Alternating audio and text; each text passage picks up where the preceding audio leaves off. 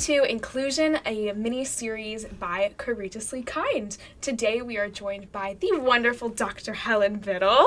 Dr. Bittel, how are you? I'm good. I'm very happy to be here with you. Oh my gosh, we're so excited to have you here. Well, I can't remember what I think our first class we had you was feminist writing? Yes, feminist writing and rhetoric. That's awesome. Oh my gosh. You have a favorite icebreaker question? I do. I like like to ask all of our guests. Yeah. If you could be a kitchen appliance or utensil, what would you be? I know you're going to have a great answer for this. I am. So I'm torn between the two that were game-changing for me. Mm-hmm. And one is the rice cooker. That's a good one. Because it's totally reliable. Yeah. It makes it easy to do a good job with to make your meal really nice. Yeah. And also it's versatile. I love it. Right? You can put Love rice. you can put farro in or something Yeah. like that. Yeah. If you want. So that one, and Good one. we finally got an electric tea kettle as a gift for Christmas. Oh, dang. And for years I thought, we're going to turn on the teapot on the stove. Yeah.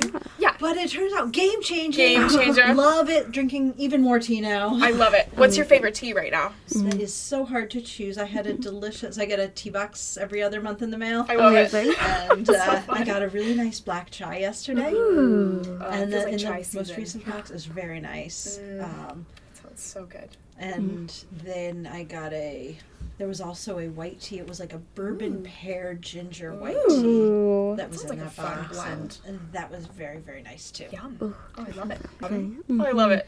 Their black tea with lavender is probably my all-time favorite. Oh, I love Liz is not super into lavender as a flavor. I am not into very into it florals. as a flavor. Yeah. We just had this debate the other day because I get a coffee with lavender syrup in it, and it's strange, but I love it. Yeah, that floral. Yeah, my daughter gets the lavender Yes. boba from Koala. Yes. Ooh. So good. Liz is not feeling I it. kind of feel like it's drinking soap. Yeah, lavender is, I think it's like cilantro. Either Yeah. you love it or Yes. you hate it. But I love it with the black tea, and she drinks Yes. the That sounds good. lavender chamomile. I'm in favor. So good. Yeah, so good. Those are wonderful answers. Those are very in line with what I would expect you to say with the electric tea kettle. And it's very Dr. Bittel. I love it. I love it. This What do you might be think? a really hard question, but I'm sure you get it all the time as a professor. Do you have a favorite class that you've taught or that you are teaching or that you want to teach someday? Like, what is your favorite subject? You've taught a lot of awesome classes just in the time that we've been here. Yeah, I teach all over the map, as Yeah. you know. I Yeah. teach upper level writing rhetoric. I teach our gateway course for majors. Yes. I teach the Victorian, like various pieces of Victorian lit, because that's what I was originally hired for. And I teach children's and young adult lit. So fun. And, basically, what needs doing. Yeah. But whatever. I keep thinking of this guy I used to work with, and when he would say to me, whenever people ask, talk to me about my kids and ask what their favorite age is, I would just say the one that they're at now. Oh, I love that. That applies to my classes too. Yeah, yeah. That's so I special. mean, when I was doing feminist writing and rhetoric with you, yeah, that was my favorite class to teach. Yeah. Then this past fall I did the counterpart course. I did the social justice writing and Yes. rhetoric. Yeah. There we go. I love that. Last spring I did the YA, and Yeah. I had revamped the entire syllabus, just ditched the whole thing. It's been a number of years since I taught it. Yeah. And my governing principle, which actually ties to your theme today, Yeah. was that I used all diverse books. That's amazing. So I just Yeah. retooled the whole thing to Yeah. be an Yeah. all diverse books course. That's awesome. And People were raving about that class. I was very sad that we could not I fit it in know, our it was so schedule. fun. I loved it. I love the students. Awesome. And the thing that was magical in that class is I had most of the students were not English majors, Wow. not even necessarily people who liked reading and writing all that much. Yeah. But they performed amazingly, Oh, and that's they brought awesome. a good attitude, and they kept up with the reading, and they Yeah. did activities and with in the spirit of good positive exchange Oh, I love that. and genuine curiosity. Yeah. But YA is actually, honestly, in the world of literary studies, Yeah. and this is partly because I'm trained as a children's lit person, Mm-hmm. I see YA as an inclusive subject area. Yeah. Both because of the field itself and how Yeah. inclusive it is, but also because it's so accessible even to people who don't consider themselves book people Yes. or literature people. Yeah. I can bring people who haven't read a book for fun since they were 11, Yeah. and they'll read the books for this class. Yeah. That is such an interesting connection that I never would have made. Thank you for making that. Yeah. Maddie and I joke all the time that Courageously Kind is really just an excuse to talk to some of our favorite people ever. Okay, I am so honored to be on the people list. You are. You're high on the list. You are. Well, you're on my list too. Let's circle back to your list. Do you have any teachers that were really influential to you? That's a great question. Yes, that is a really good question. The first person I keep thinking of actually is my 4th grade teacher. Oh my gosh. Who was very attached to our particular, this is a small school, you know, I don't know, 25, 30 kids in the class, but we were the only grade. Yeah. And even after she had left the school at 8th grade graduation, she actually wrote us a letter that they read at the ceremony because we just had this synergistic connection with her. Yeah. But she was someone who wasn't afraid to challenge you, especially, you know, in times where you thought you were all that. Right. But also who really did bring everybody together, the kids who traditionally got rewarded because they were, you know, they did school in the approved way. Yes, yeah. And other, you know, kids who often didn't get included like that. Yeah. And she wanted us to see exciting new things and be forward thinking. And this will totally date me, but whatever, you already know how old I am. Her husband worked for IBM. Oh, yeah. And so one day she had him bring this brand new personal computer into school for us to play with. Oh, my was that gosh. so fun? It was so Oh my fun, gosh. and she let some of us play on it for a really long time. And we played Lemonade Stand. I don't know if you've ever played. No. Is it So fun? very, very early computer game, and basically you run a lemonade stand, and every day you have So to decide how much lemon juice, cups, and sugar to buy Wonderful thing based on to the learn. weather forecast. Yeah. Okay. Which may or may not turn out to be the case. And your goal is to buy enough stuff that you don't run out, but also not so much stuff that you goes to waste. That's a wonderful game for like 4th grade. I feel like that was age perfect. is like perfect, right? It You're was budgeting, perfect. you're critical thinking. Yeah. That's fascinating. You know, it was really, I love it. very primitive, like pretty much text only. Yeah. Like before Oregon Trail. I love that though. That's cool. I should ask my mom if she remembers that. I bet she does. So not only are you a phenomenal professor, we can both attest to that, but you're also the director of the Center for Transformational Teaching and Learning here at Marywood. Can you describe a little bit about what that center is and what it is you do there? Sure. So my center, and sometimes the acronym CEDLs are used to talk about this. It's a faculty development center. Cool. Focused on helping faculty use the best information that we have, acquire and use the best information we have about how to teach more effectively. Yeah, that's awesome. You know, based on evidence and scholarship. And so it actually draws on 2 different scholarly fields. Yeah. So faculty development, how to talk to faculty about teaching and learning and supporting them in their teaching and learning journeys is one part of it. And then the layer underneath that is something called the scholarship of teaching and learning. And that's a scholarly discipline unto itself. Yeah. That's all about, well, how do we know what makes people learn? Yeah. And how do we know? For years, and that's one of the things, you know, for people like me who went to graduate school, you know, back in the Stone Ages, sort of, but I'm proud of that. Good. We, you know, as a PhD student, we were not trained in teaching. Yeah. The idea was that you deliver content. Yeah. But it turns out that was never a great way to go. Yeah. And it especially was not a good way to go as your demographics start to change. Yeah, absolutely. If you have students who have come, you know, like your really traditional, like old school, traditional students. Yeah. They've come out of high school well prepared for college. Yeah. They can learn even if you just like blab at them for 80 minutes. Yeah.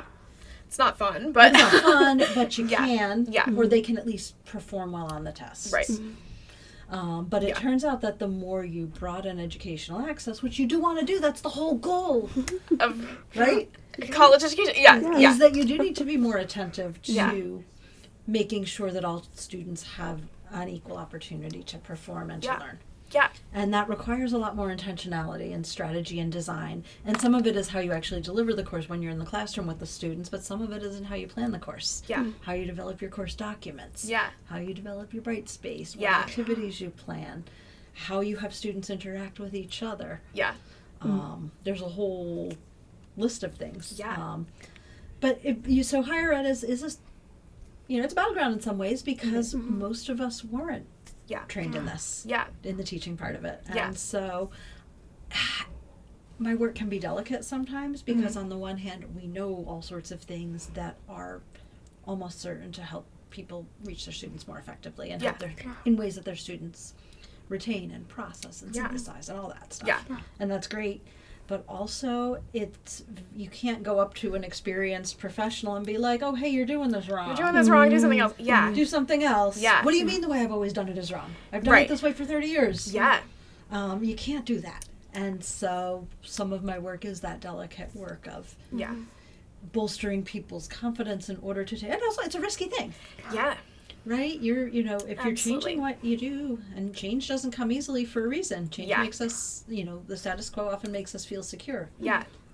Even if it doesn't help us move forward as much as we'd like to think. Yeah. Yeah. So helping people feel secure in their knowledge, in their own, kind of personal attributes that they bring. Yeah. It's kind of like you're more like a coach. I love in that. a lot of ways. Yeah. Yeah. It makes a lot of sense. Definitely. Yeah. Definitely. And I love the approach of intentionality, and it seems like a very kindness-centered approach too, right? Because you're maybe suggesting changes to help students and to make sure that students are having the best experience. And so I couldn't think of anyone more suited for that role to do so with such kindness and patience and encouragement too, like that coaching aspect. That's awesome. Absolutely. It is, and it's hard because even on the student end, right? Yeah. What helps students learn is not necessarily what's familiar to them and True. what feels good to them. True. I definitely know students who would prefer, or they feel like the teacher has better prepared if the teacher brings a slide deck and reads off the slides. Yeah. And they feel that they've learned, and that's their self-perception. And that's just because none of us are really good at, no matter how experienced at learning we're not really good at judging our own learning. Interesting. Yeah. So people will often push back against more interactive approaches. And it's not because they're bad, and it's not because they're lazy, but it's because it's unfamiliar. Yeah. And active learning is harder. Yes. And the kinds of things that you do to lock in knowledge, right? Yeah. Like low stakes or no stakes, like Yeah. quizzing and that kind of thing. Yeah. Those aren't comfortable. Right. Because Make that's people nervous. that's the heart of it, right? Yeah. As you know from doing feminist writing and rhetoric with me and from conversations we've had outside of class, deep learning is not easy and it's not painless. Yeah. We just try to give people safety nets when they do it. Yeah. What are some really practical ways in the classroom that you make sure you're being inclusive and kind? Okay, so some of that actually is with the course materials and some of it is in the actual interactions with the students themselves. Yeah. What people don't always realize is how much of that inclusivity takes the form of course materials. So I use something that, learned this in my teaching and learning center work. There's something called the TILT framework, TILT, and it's called Transparency in Teaching and Learning. Dang. And it's guidance for how you design your course assignments so that they are more transparent to students. That's awesome. Because transparency, I actually have a colleague who once said to me, transparency is kindness. It is. And it is, and We transparency agree. is really important for equity. Yes. And for leveling the playing field. Absolutely. And so you want, in a TILT framework, you want your students to know, why am I doing this assignment? Yeah. Like, why, besides I need to get a grade? Right. Am I doing this? And then you want, the big piece is you want them to know exactly how do I do it? Do I break it down? Right. If I give a student an assignment and I say, oh yeah, go to a database and find an article about something that's related to my course, some of them are going to be able to do it very easily, and some of them are going to be in way over their heads. Yeah. So I have to break the steps down. Yeah. Assume that people know less than they actually Yes. do. And if they do know it, hopefully they won't be insulted. Yeah.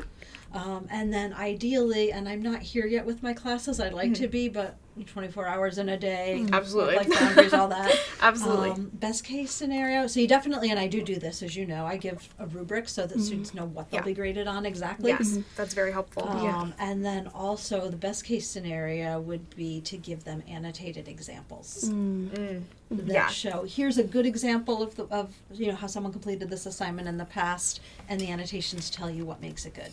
Dang. Yeah. Right. So the more helpful. transparent Yes. you So are, helpful. the more everyone has an opportunity to perform well. Yeah.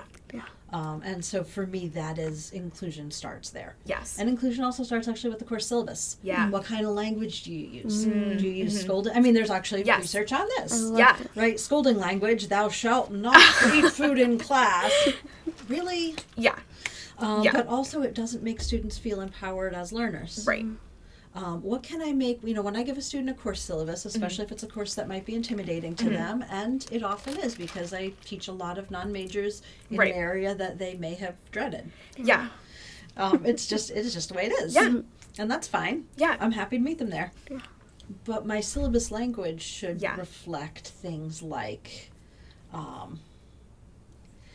should make them feel empowered and not under surveillance. Yes. Should make them feel like I believe that they can learn. And that Yes. this learning is accessible to them. Yeah. That this learning is relevant to them. Yeah. If I'm teaching a gen ed course, which is most of my courses, I redid all my learning outcomes. Wow. So there's this woman named Robin Bernstein Yes. who has this great blog post that I love to give to faculty on building a syllabus. And Yeah. she says, okay, who are your students and what should they know and do as a result of your course? Yeah. Where are they coming from? Yeah. And if I take that to my list of learning outcomes, they're going to be different in a course that's mostly majors versus a course that's mostly non-majors. Sure. Yeah. I have to think hard about what do I want non-majors, if this might be the only English course they take, the only upper level literature course, say, that they take after high school. Yeah. What do I want them to take away? Yeah. What's the lifelong value to them? Yeah. Is that outcome? And I have to redesign my learning outcomes from that. Right. Show them the learning outcomes and show them that it's accessible, that you can meet these. Yeah. There's a concept in the teaching and learning world called wise feedback. Yeah. And wise feedback is I have high standards and I know you can meet them. I just got chills. Yeah. Right? Yeah. And I think that's it. what we're supposed to do. Yes. But how does your syllabus reflect that? How is it? Yeah. I've seen people use language of a syllabus should be an invitation to a feast. Ooh. Right? I love that. That's amazing. Or others Yeah. that it should be like a roadmap. Yeah. That allows you to see how A points to B connects to C. Where are we going to go? Where are we going to go and how are we going to get there? Yeah.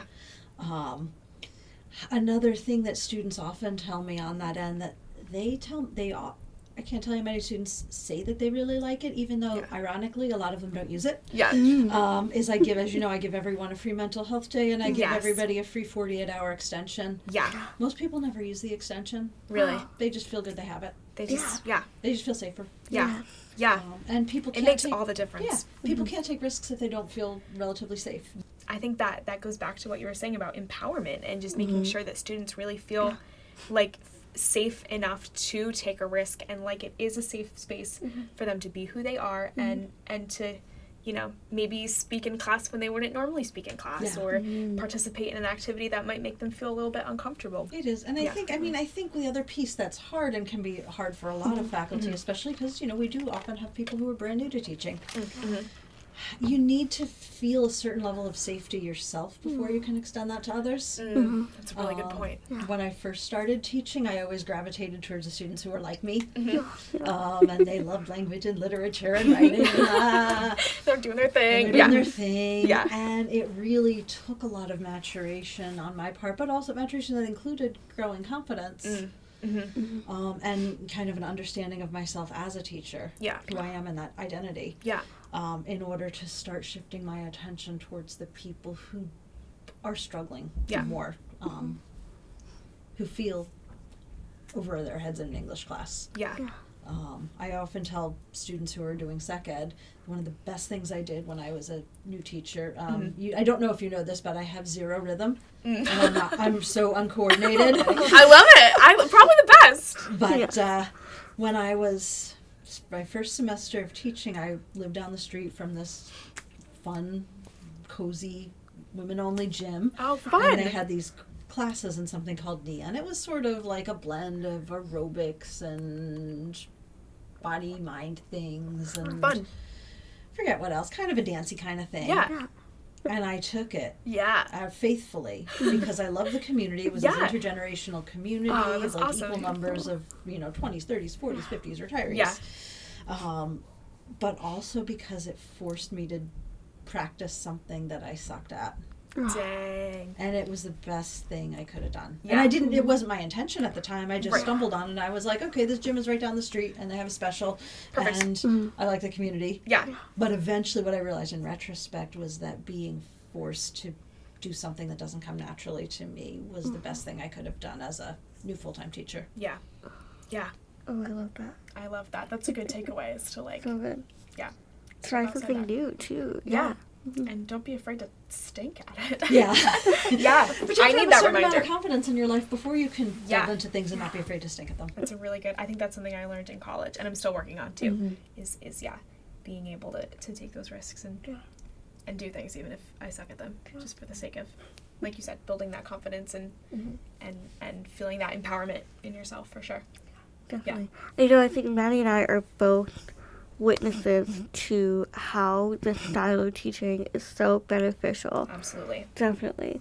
We had the opportunity to interview you for the Woodward, You I did? think last spring. Yes. Yes. For Kindness Week last Oh year. my gosh, such a joy. And we actually had a former student of yours reach out to you from that article Yes. just to testify to your kindness and your style of teaching. Do you want to talk a little bit about that experience?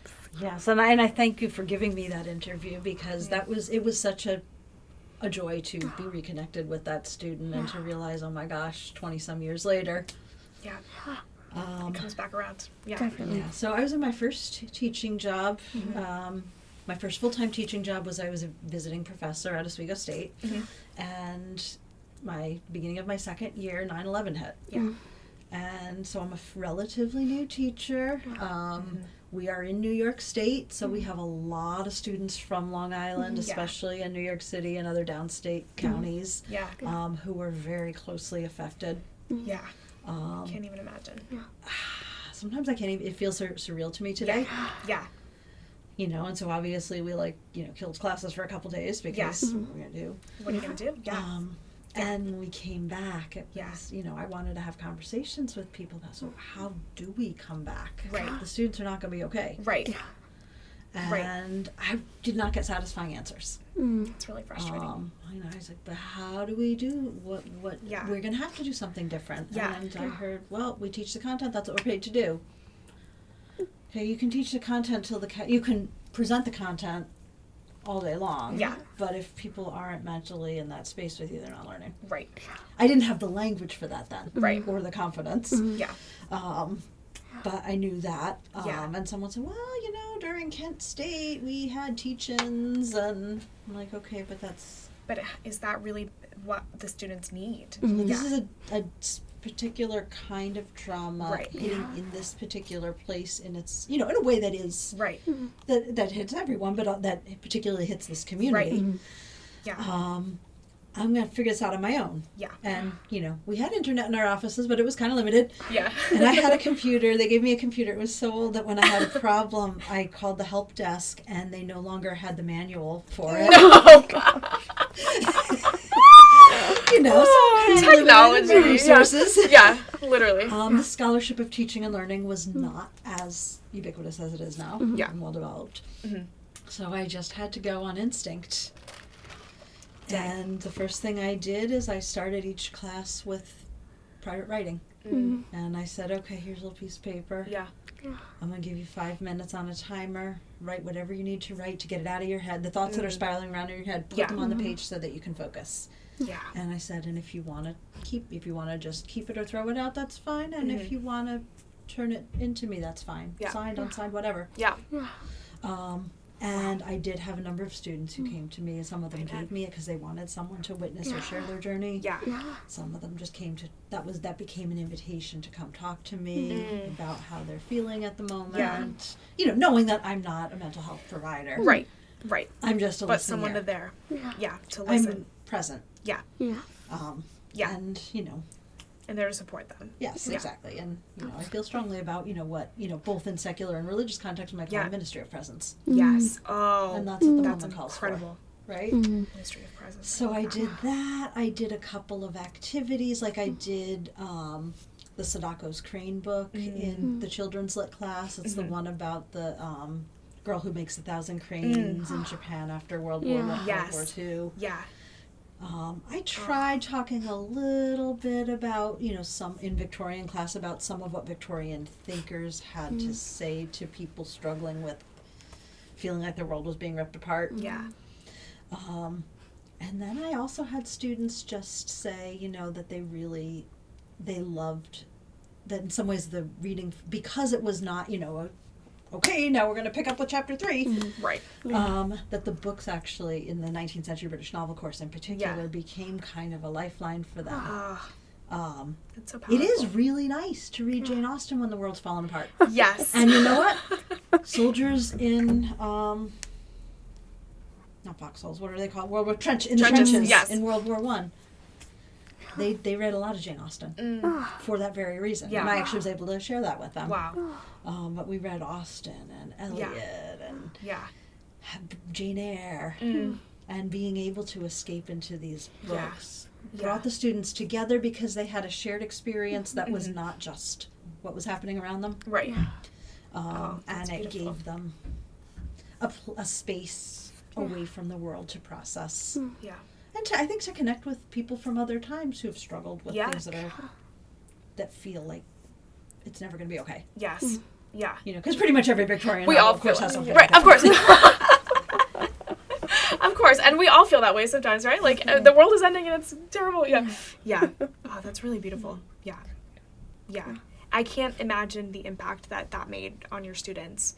Maybe in ways that they realized, or maybe in ways that they didn't realize, but just to have their, I guess, humanity and their well-being as like a forefront of the class, I think is something that maybe we take for granted sometimes, but is so special and so transformational. Yeah. And it was transformational for me as well. Yeah. And it validated my instincts. Yes. And it kind of taught me that, how can you be teaching the humanities and not do it in a humane way? Yeah. And if I'm going to be an advocate for the humanities, as I am, Yes. it has to start with the acknowledgement of people. Dang. And this was, of course, today we talk about well-being all the time, especially post-pandemic, but that was not really a thing. Yeah. All right, something that we love to ask our guests at the end of every episode, and we're going to kind of tailor it to this mini-series. It's kind of a 2-part question, but they might go hand in hand. What does inclusion mean to you? We've already gotten sort of a glimpse of that through our conversation today. And what does kindness mean to you? Okay. Yeah. So we'll start with inclusion, and inclusion to me is important, but it is a pathway to the next level up, which is belongingness. I love that. Yeah. And really, I know I can't take credit for that. That's a thing in the diversity and equity field. Yes. I just borrowed their language. Yeah. But yeah, inclusion is making sure that everyone can come in and have access and have equitable access. Yes. And have more tools. Belongingness kind of goes a step beyond that, and it affirms who you are in the context, who you are as a person and a learner in this context where we're learning together. I love that. So beautiful. And so that's something that we do with, you saw we did it in feminist writing and rhetoric. Yeah. Some of it was conversations with you as a, like little side chat kinds of things. Yeah. I had one class at social justice writing and rhetoric. We played poker at the start of every class.